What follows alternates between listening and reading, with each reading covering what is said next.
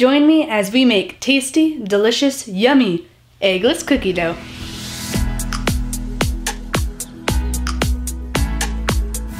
You'll need a pinch of salt, 1 cup of flour, half a cup of chocolate chips, 1/4 cup of melted butter, 1/4 teaspoon of vanilla, 3/4 cup of brown sugar, and 1/4 cup of milk.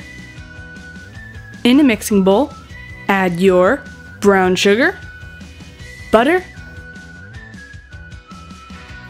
salt, your vanilla, your milk, and your flour. Then stir. Continue to stir until it has that cookie dough look.